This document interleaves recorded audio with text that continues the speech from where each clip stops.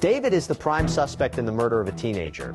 A body was found in his Tesla, where it had been stored for 2 months and had begun to decompose. What will this mean for the suspect, and how will it all end? Watch this video to the end, where we will try to figure this out. But now, outlets like TMZ and ABC News, they have just reported that sources confirmed to them that David, real name David Anthony Burke, is now considered a suspect. Now, the LAPD didn't come out and say this for sure. They didn't confirm it, but this is what is being reported. And TMZ, by the way, reported that they are being told that the LAPD is in fact looking at this as a homicide investigation.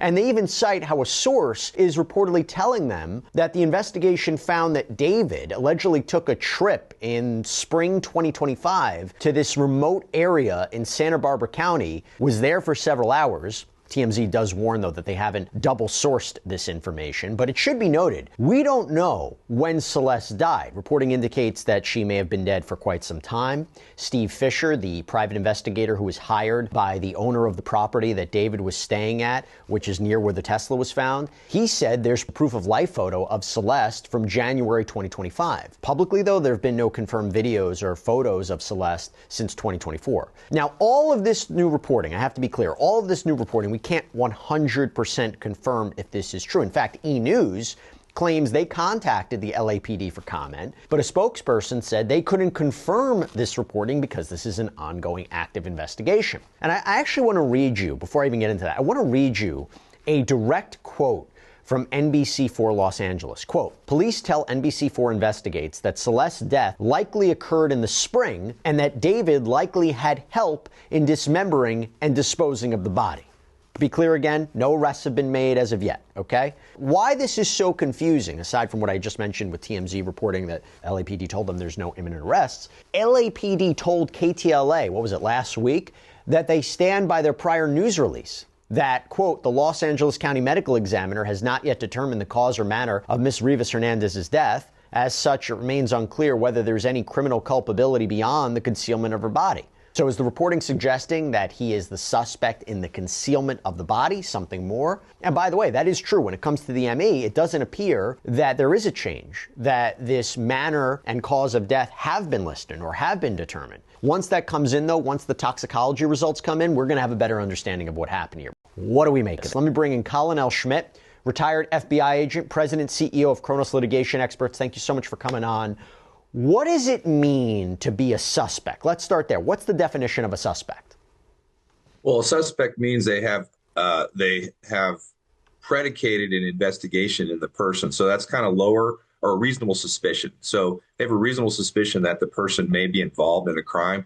They don't necessarily have probable cause or beyond a reasonable doubt, but right now they're at the point of reasonable suspicion. So now that means they're ramping up their resources to really lean in on this person, if in fact they are a suspect, because that has not been confirmed officially by LAPD. Would they confirm it? Like, you think they'll come out today, tomorrow, and say, yes, he's a suspect?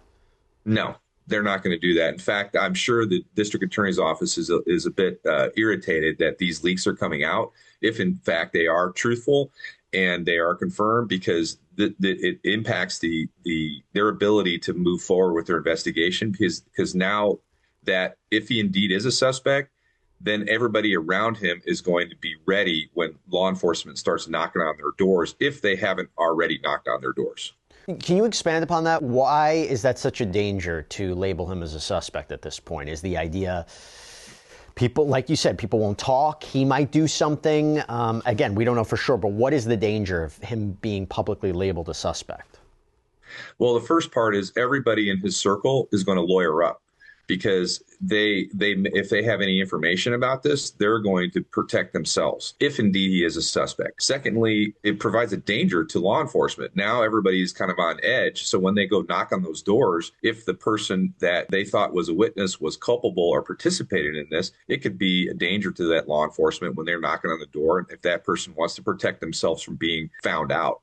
So when these leaks happen, it's really frustrating as a retired law enforcement officer to see this, because it just makes the job of the detectives that much harder. If he is in fact a suspect, does law enforcement know where he is right now? Because we don't know where he is. I would make the assumption they do. They've probably been tracking him per se since the day the body was found, and they identified him as being the owner of the car. But we don't know if he's in the United States or if he's in some foreign country. And depending on which foreign country it is, if he is in fact a suspect and he is charged, then they're going to have to go through a process of extradition, which could make this case go on for a very long time. Does a suspect always lead to an arrest? No. So like I said, it's a reasonable suspicion. And so those homicide detectives with LAPD, which my biased opinion are probably the best in the world, they're going to run down every single lead to make sure that they have the right person. And they're also going to look into hypotheses that don't lead to him to make sure they have the right person, because ultimately their goal is to prove this beyond a reasonable doubt. So they can't just go out and decide, okay, this is a suspect, and then focus their entire investigation on him or her. They have to run out all the leads to make sure they have the right person. Again, we're looking on the outside, but when I spoke to Steve Fisher, right, he said, based on my conversation with him, based on what I'm reading, it doesn't appear that there is surveillance footage of David driving the car, putting a body in, anything like that. He had mentioned that there was evidence in the house that would suggest there might have been planning of disposing a body. Do you think that this is true, that he's a suspect in her disposal, in the disposal of her body, maybe the mutilation of her body? Do you think there's communications they got a hold of? Do you think there's witnesses who have said something? Maybe there's other surveillance footage that we don't know of. Because if he's not point blank on camera moving a body or moving the car, there has to be something else that's been happening behind the scenes.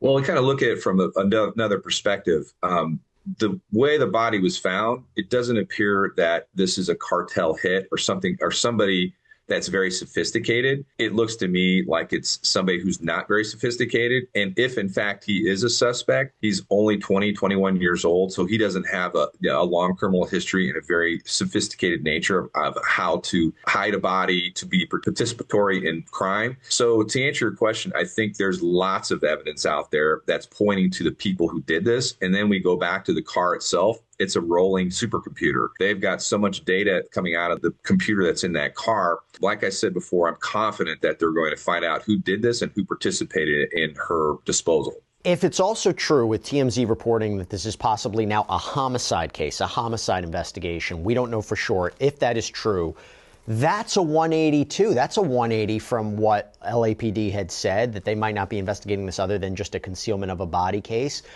Either LAPD didn't know at the time, something changed, or LAPD wasn't being entirely transparent with the media because, like you said, they didn't want to tip off about what the investigation's really about. Talk to me about why you might see that kind of 180 there. And, you know, it's interesting because when we took that information and we're thinking, well, wait a minute, if it's not a homicide investigation, how did she die? Theories of drugs being involved, an overdose, we don't know for sure. If it's a homicide investigation, which, by the way, you could potentially have a homicide investigation even if drugs are involved, but do you think LAPD was being honest? Do you think something changed? If this is true, if the TMZ reporting's true, that this is now a homicide investigation, explain to me that 180. Well, the first thing is LAPD hasn't given anything out official, so we're just operating on anonymous sources. Secondly, if indeed it was started out as a disposal or a dismemberment and went to homicide, that leads me to believe that they either have an independent data point in terms of somebody told them something that this led to a homicide, and or they had a preliminary review of the medical examiner's report and saw indicia of violent acts on the body. Even though the body was dismembered and was in a state of decomposition, the medical examiner is still going to be determined cause of death based upon what's happened to the bones or the lacerations or the state that it's in. So it just tells me there was a data point that came out that led them to believe this, if in fact it is true, because we're still operating on anonymous sources. I know I sound like a broken record, but I'll say it again. Assuming these allegations are true, assuming this reporting is true, this Santa Barbara trip is bizarre, no? Well, yeah. Well, I mean, what was going on up there? Why up there? I mean, why might be they interested in it if it's true? Why are they interested in it? Well, just taking a step and following this hypothesis, that might be where this this criminal act occurred. And that might be in the computer of that Tesla showing that trip, the to and from, and with that information. And frankly, there might be video of the people who were involved in this walking around the car. I mean, we just don't know until that information is released. But the point is, there is a lot of data, a lot of evidence that's surrounding this. And whomever did it was not very sophisticated because, frankly, the body was found. What would be the charge if you're talking about concealing a body? My understanding is in California, if you conceal an accidental death, that's a misdemeanor. There is willfully mutilating a body. I believe that could be a felony. Maybe evidence tampering. What do you see that could be potential charges here? Well, depending on what was going on, they might actually, whoever helped, if there was somebody who helped dispose of the body, they could also be roped in as an accessory to a murder, which is actually the serious charge. That's a felony, and that's a very long stretch in federal prison. So that's essentially like a conspiracy that you would charge in federal court. So if there was a group of people involved in this, everybody is looking at a very long stretch in federal or in state prison because of the fact that she died and she was dismembered, and the way in the state that she was found in, and the fact that the victim's family wants justice as well as the public. And let me just add this. We talk about this case a lot. It's in the media a lot. It's on social media a lot. People are invested. People care. My heart goes out to the family. My heart goes out to the family not only for their loss, but trying to navigate this. And if they are kept in the dark, Colin, from law enforcement, and I'll ask you whether or not you think that they are, if they have more information than the public does, whether they should, whether law enforcement should share more details with the family than law enforcement. This back and forth, this one day it's this, one day that, I have to imagine is incredibly distressing and incredibly frustrating. But do you think the family is getting more information than the media right now? It's kind of a trust issue. There's been instances where the law enforcement shared information with families and the family went right out and had a press conference. So we have to see what comes out, and we don't know what that level of trust is between the family and law enforcement. And the LA District Attorney's Office does have a victim witness bureau or group that does interact with victims of violent crime. So to answer your question, we just don't know. I mean, the bottom line is this is a young lady who was killed or who was found dismembered. We don't know if she was killed. And that's a tragedy beyond comprehension, as a dad, that this happened. And so with all this media firestorm, we still have to remember that there's a victim here and there's a family that's standing behind that victim, but which is just such a tragedy. It is a tragedy. It is sad. And hopefully we get some answers here. Colin L. Schmitt, thank you so much for taking the time. Really appreciate it. Thank you. Appreciate it.